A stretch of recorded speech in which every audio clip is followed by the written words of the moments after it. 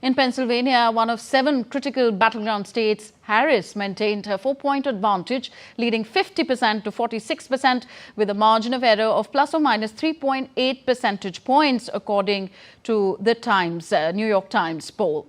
Meanwhile, Republican Donald Trump said in an interview released on Sunday that he will not make a 4th consecutive run for the US presidency if he loses in the November election. If you're not successful this time, do you see yourself running again in 4 years? No, I don't.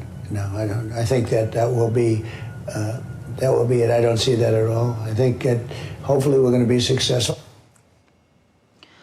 On to Sri Lanka now. Sri Lanka's newly elected president Anura Kumara Dissanayake is set to pick his cabinet after he took the oath of office on Monday.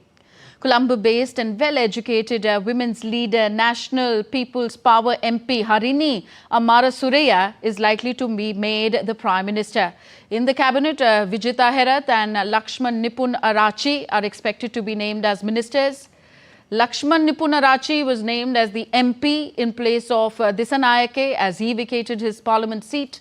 The NPP has 3 members in the parliament.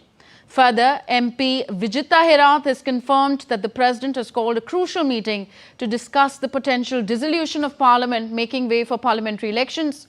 Meanwhile, Ranil Wickremesinghe has said that he will not contest the upcoming parliamentary election or seek a place on the national list.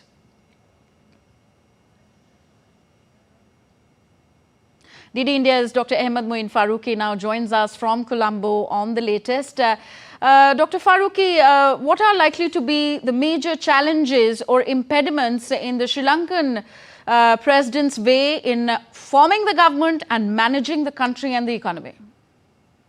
Tanvi, good afternoon. And you see, you're rightly mentioning here the most important issues here. Because the new government, it requires sufficient members to be a part of the cabinet. Currently speaking, the NPP, which is primarily occupied by Janata Vimukti Peramna, it has only 3 members of the parliament, even after the president had vacated his seat and placed a replacement in his place. Still, there are only 3 members, and running a government only on the basis of 3 ministers, it is really difficult. In fact, NPP's executive committee members had earlier, during the run-up to the election, had mentioned that should they win, and they have won the election, but should they win the election, then they would see to it that sufficient members would be there from among the JVP who would be named as secretaries, and they would manage the government in that manner. There was also a hint that they could take members from other parties and other regions because they believe that there are good members from other parties and other regions as well. So it is still not clear as to what exactly would be the composition of the cabinet going forward. But for now, it is confirmed that it's going to be a 4-member cabinet, which includes the president, the prime minister, and 2 other members, that is Vijita Herath and Lakshman Nipun Arachi. But what is likely is that later on, if there's a dissolution that happens with regard to the parliament, all efforts will start towards the general elections, which can happen as early as end of November. Tanvi.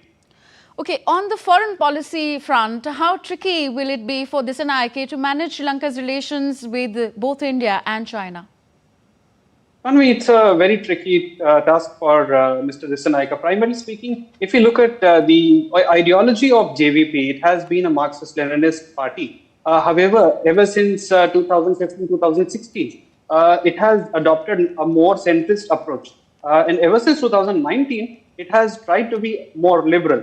And given all these developments ever since the economic crisis, it has maintained an approach in which it is equally vocal and equally aware with regard to the issues that had faced before the entire island, including the several of the projects that led to the economic debacle of the country. Where we have to also consider this, that many experts believe that the economic debacle of the country was linked to the white elephant projects, which were a part of the Chinese debt trap.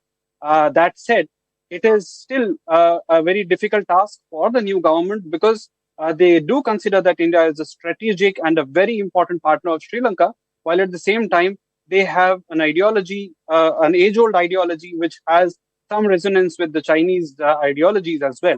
So it needs to be seen how the new government led by Mr. Dissanayaka will go forward with this. However, that said, he has already mentioned in a reply to Indian Prime Minister Narendra Modi earlier on platform X that he looks forward to working closely with India.